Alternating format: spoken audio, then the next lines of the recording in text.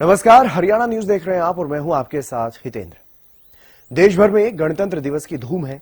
Haryana news की तरफ से भी आप सभी को गणतंत्र दिवस की बधाई और शुभकामनाएं। यह मौका है राष्ट्रीय पर्व का। देश आजाद तो हुआ था 15 अगस्त 1947 को, लेकिन गणतांत्रिक देश बना था 26 जनवरी 1950 को। इस दिन देश में संविधान लागू हुआ, भारत का अपना संविधान, और इसीलिए यह दिन एक राष्ट्रीय पर्व के रूप में हर साल मनाया जाता है। कर्तव्य पथ पर देश की तीनों सेनाओं की शक्ति और देश के अलग अलग राज्यों की झांकियां देखने को मिलती हैं। इस दिन की कई परंपराएं हैं और अपना एक खास महत्व भी है। आज के इस खास कार्यक्रम में जानते हैं गणतंत्र दिवस का महत्व और परंपराएं।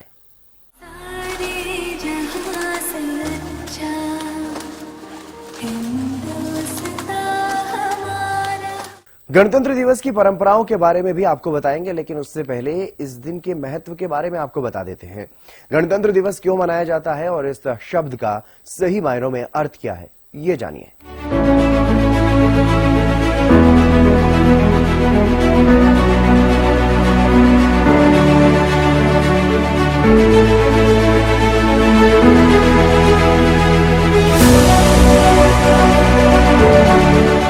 गणतंत्र का अर्थ।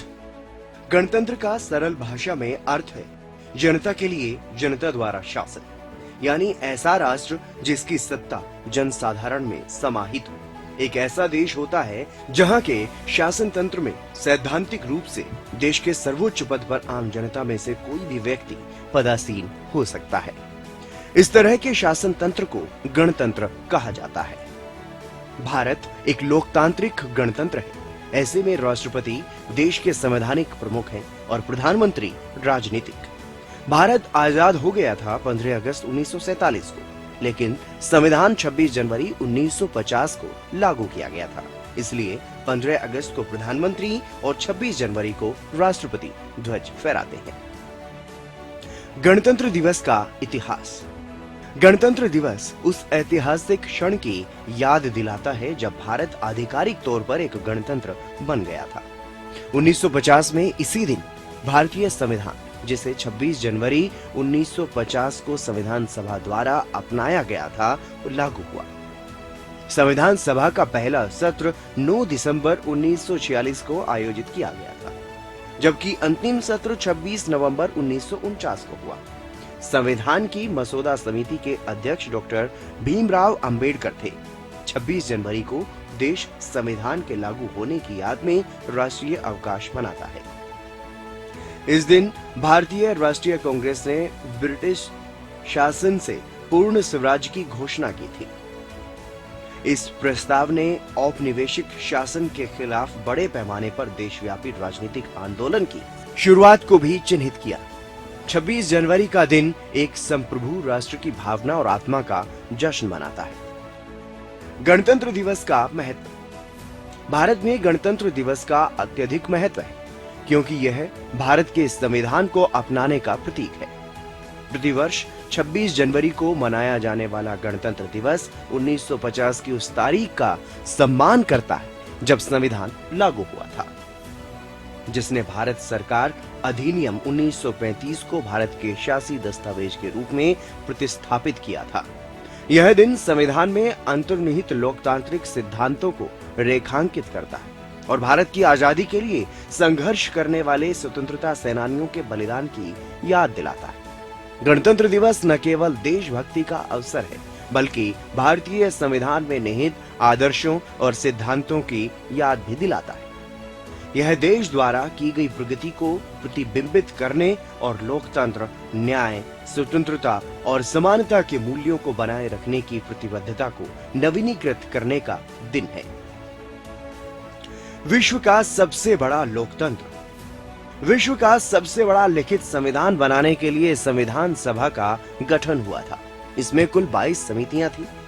प्रारूप समिति सबसे प्रमुख समिति थी, जिसका काम संपूर्ण संविधान का निर्माण करना था। प्रारूप समिति के अध्यक्ष डॉक्टर भीमराव अंबेडकर थे। करीब 2 साल 11 महीने और 18 दिन की मेहनत के बाद दुनिया का सबसे बड़ा लिखित संविधान तैयार किया गया। 2 महीने बाद क्यों अपनाया गया संविधान? डॉक्टर भीमराव अंबेडकर ने संविधान सभा के अध्यक्ष डॉक्टर राजेंद्र प्रसाद को 26 नवंबर 1949 को भारतीय संविधान सौंप दिया था। लेकिन सबसे हैरानी वाली बात यह है कि इसे लागू करने के लिए 2 महीने की देरी की गई। आखिर किस वजह से संविधान को लागू करने में इतने दिन लगे, ये अपने आप में एक बड़ा सवाल भी है।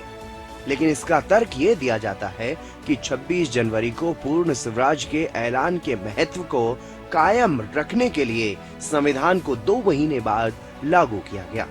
इस तरह 26 नवंबर 1949 की जगह 26 जनवरी 1950 को पहला गणतंत्र दिवस मनाया गया। 1950 से लेकर आज तक गणतंत्र दिवस देश में बहुत ही शान से मनाया जाता है।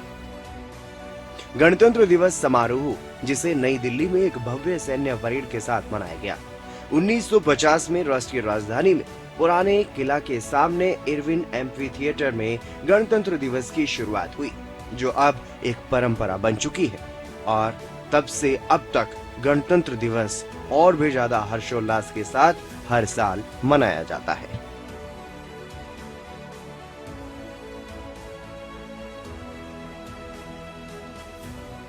भारत में गणतंत्र दिवस के पर्व पर एक अनोखी परंपरा चली आ रही है, मुख्य अतिथि की। हर बार किसी न किसी अन्य देश का कोई प्रमुख नेता या प्रतिनिधि हमारे देश के इस उत्सव में बतौर मुख्य अतिथि शामिल होता है। हाल फिलहाल में सिर्फ 2 बार कोरोना के कारण गणतंत्र दिवस पर किसी दूसरे देश के नेता को निमंत्रण नहीं दिया गया, लेकिन हर साल कोई ना कोई मुख्य अतिथि दूसरे देश से जरूर इस कार्यक्रम में शामिल होता रहा है। साल 2025 तक कौन कौन से देशों के प्रमुख नेता गणतंत्र दिवस के मुख्य अतिथि रहे, इस रिपोर्ट में आप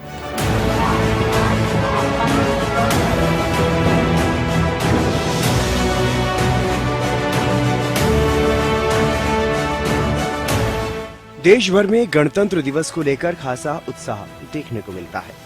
गणतंत्र दिवस परेड पर विदेशी मेहमानों को बुलाने की हमारे यहाँ परंपरा रही है। वैसे तो यह परंपरा प्रतीकात्मक होती है, लेकिन किसी देश के राष्ट्र अध्यक्ष को बुलाने के पीछे की कूटनीति बदले वैश्विक समीकरण में अब बदल चुकी है। कारण चाहे जो भी हो, लेकिन ये परंपरा रही है हमारे देश की कि हर साल इस खास मौके पर किसी न किसी देश का राष्ट्र अध्यक्ष या कोई बड़ा प्रतिनिधि गणतंत्र दिवस के मौके पर जरूर शामिल हुआ है। देश के पहले राष्ट्रपति डॉक्टर राजेंद्र प्रसाद ने जब 26 जनवरी 1950 को पहली बार गणतंत्र दिवस समारोह के दौरान तिरंगा झंडा फहराया, तो इंडोनेशिया के राष्ट्रपति सुकर्नो बतौर मुख्य अतिथि उस पल के गवाह बने थे। उसके बाद ये सिलसिला आज तक चला आ रहा है। आइए जानते हैं 1950 से अब तक कौन कौन से खास मेहमान हमारे गणतंत्र दिवस की शान बन चुके हैं, और जो खास मेहमान अब तक रहे हैं उनके बारे में आपको बताते हैं। साल 1950 में इंडोनेशिया के राष्ट्रपति सुकर्नो, 1951 में नेपाल के राजा त्रिभुवन वीर विक्रम शाह, 1954 में भूटान के राजा जिग्मे दोर्जी वांगचुक, 1957 में सोवियत संघ के रक्षा मंत्री जॉर्जिया झुकोव, 1907 में सोवियत संघ के अध्यक्ष क्लीमेंट वोरोशिलोव, 1961 में महारानी एलिजाबेथ द्वितीय यूनाइटेड किंगडम, साल 2000 में नाइजीरिया के राष्ट्रपति ओलुसेगुन ओबासांजो, साल 2005 में भूटान के किंग जिग्मे सिंगे वांगचुक, साल 2006 में सऊदी अरब के राजा अब्दुल्ला बिन अब्दुल अजीज अल सऊद, साल 2007 में रूस के राष्ट्रपति व्लादिमीर पुतिन, साल 2008 में फ्रांस के राष्ट्रपति निकोलस सरकोजी, साल 2009 में कजाकिस्तान के राष्ट्रपति नूर सुल्तान नजरबायेव, साल 2010 में दक्षिण कोरिया के राष्ट्रपति ली मयूंग बाक, साल 2011 में इंडोनेशिया के राष्ट्रपति सुसिलो बाम्बांग युधोयोनो, साल 2012 में थाईलैंड के प्रधानमंत्री यिंगलुक शिनावात्रा, 2013 में भूटान के राजा जिग्मे खेसर नामग्याल वांगचुक, साल 2014 में जापान के प्रधानमंत्री शिंजो आबे, साल 2015 में अमेरिकी राष्ट्रपति बराक ओबामा, साल 2016 में फ्रांस के राष्ट्रपति फ्रैंकोइस हॉलैंड, साल 2017 में यूएई के क्राउन प्रिंस शेख मोहम्मद बिन जायद अल नहयान और साल 2018 में सभी आसियान देशों के प्रमुखों को भारत के गणतंत्र दिवस के उत्सव में शामिल होने का मौका मिला। इसके बाद साल 2019 में दक्षिण अफ्रीका के राष्ट्रपति साइरिल रामाफोसा, 2020 में ब्राजील के राष्ट्रपति जायर बोल्सोनारो, साल 2023 में मिस्र के राष्ट्रपति अब्देल फतेह अल सीसी, साल 2024 में फ्रांस के राष्ट्रपति इमैनुअल मैक्रों, साल 2026 में इंडोनेशिया के राष्ट्रपति प्रबोवो सुबियांतो हमारे देश में मुख्य मेहमान के तौर पर गणतंत्र दिवस के उत्सव में शामिल हुए। तो इस तरह से आपने जाना कि इस खास मौके पर हमारे देश की एक ये परंपरा रही है, हर साल ही कोई ना कोई खास मेहमान इस उत्सव का हिस्सा बनता है। भारत जब अपने गणतांत्रिक राज्य बनने की खुशी में यह उत्सव मनाता है तो किसी दूसरे देश के नेता जरूर इस खास कार्यक्रम में गवाह बनते हैं। हालांकि कई बार ऐसा हुआ है बीच बीच में जब कोई भी विदेशी मेहमान भारत के इस उत्सव में शामिल नहीं हुआ या उन्हें न्योता नहीं दिया गया। जिस तरह साल 2021 और 22 में कोरोना के कारण कोई भी विदेशी मेहमान इस कार्यक्रम में शामिल नहीं हुआ, लेकिन आमतौर पर हर साल कोई ना कोई राष्ट्र अध्यक्ष या किसी दूसरे राष्ट्र का प्रतिनिधि हमारे देश के इस उत्सव में शामिल जरूर होता रहा है। Bureau report, Haryana news.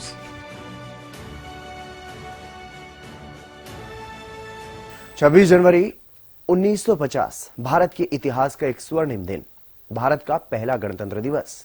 इस दिन दिल्ली में बड़े जश्न की तैयारी थी। पूरा देश ये जश्न देखने के लिए उत्सुक था। दिल्ली से सटे हुए राज्य उत्तर प्रदेश, राजस्थान और पंजाब समेत कई सूबों से लोग रेलगाड़ियों में, बसों में भर भर के दिल्ली पहुंच रहे थे। कुछ लोग तो पैदल ही दिल्ली पहुंच चुके थे। दिल्ली में भीड़ इतनी थी कि रायसीना हिल से लेकर के इरविन स्टेडियम तक केवल सिर ही सिर नजर आ रहे थे। लाखों लोग कतारों में खड़े हुए थे। पैर रखने की जगह नहीं थी। जो जहां टिक पाया वो टिक गया। घरों की छतें, पेड़, दुकानें सब लोगों से सटे पड़े थे। गणतंत्र दिवस के मौके पर उस ऐतिहासिक जश्न की कहानी आपको सुनाते हैं जो 26 जनवरी 1950 को देश की राजधानी दिल्ली में जश्न मनाया गया और उसके बाद ये उत्सव देश की एक परंपरा भी बन गया।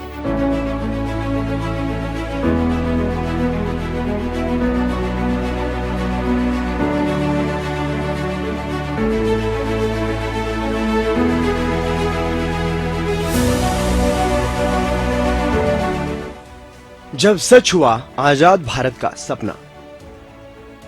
दिल्ली की सबसे बड़ी जिस इमारत से कभी सबसे बड़ा अंग्रेजी अफसर निकलता था और जिसके कई मीटर दूर तक आम भारतीयों को गुजरने की इजाजत तक नहीं थी, अब उसी इमारत से राष्ट्रपति राजेंद्र प्रसाद बाहर निकल रहे थे। तालियों की गड़गड़ाहट थी। तालियों की गड़गड़ाहट रुक नहीं रही थी। नारों का शोर थम नहीं रहा था। राष्ट्रपति बार बार अपना सिर लोगों के सामने झुकाते, हाथ जोड़ते, लेकिन जनसमूह अलग ही जोश में था। फिर वो दृश्य सामने आया जिसका लोग बेसब्री से इंतजार कर रहे थे। साम्राज्यवादी सत्ता की शानो शौकत दिखाने वाली और राजसी दंभ का प्रतीक माने जाने वाली वो बग्घी जो ब्रिटिश वायसराय की शाही सवारी हुआ करती थी, जिस पर शाही मेहमान और भारत से गुजरने वाले शाही मुसाफिरों को बिठाकर दिल्ली की सड़कों पर घुमाया जाता था। वो बग्घी कभी जिसे देख भारतीय रोष में उबल पड़ते थे, लेकिन आज वही बग्घी भारतीयों के सामने थी और वो उसे देख मंत्रमुग्ध थे। खुद पर इतरा रहे थे क्योंकि अब हाथ से गढ़ी, सोने और चांदी से मढ़ी लाल मखमली गद्दी वाली बग्घी पर एक भारतीय बैठा था। एक समाजवादी देश का सबसे बड़ा प्रतिनिधि।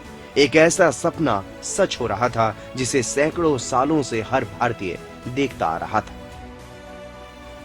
आजादी की घोषणा। शुरुआत करते हैं 26 जनवरी 1950 को हुए जश्न से। दिल्ली का वायसराय हाउस, जो कुछ ही घंटों बाद राष्ट्रपति भवन कहलाने वाला था, उसका दरबार हॉल सजकर तैयार था। सरकार से जुड़े नेता और बड़े अधिकारियों को 10 बजे तक पहुंचने का न्योता दिया गया था। कार्यक्रम शुरू हुआ ठीक 10:18 पर। देश के आखिरी गवर्नर जनरल सी राजगोपालाचारी ने भारत के एक गणतंत्र यानी रिपब्लिक कंट्री बनने की घोषणा की। इसके 6 मिनट बाद दरबार हॉल में ही डॉक्टर राजेंद्र प्रसाद ने देश के पहले राष्ट्रपति के तौर पर शपथ ली। राजेंद्र प्रसाद के शपथ लेते ही करीब 10:30 बजे 31 बंदूकों से उन्हें सलामी दी गई और इसके साथ ही दिल्ली ही नहीं पूरे देश में गणतंत्र दिवस का जश्न शुरू हो गया। उधर राष्ट्रपति भवन में गणतंत्र दिवस के मुख्य अतिथि इंडोनेशिया के पहले राष्ट्रपति सुकर्नो का स्वागत किया गया।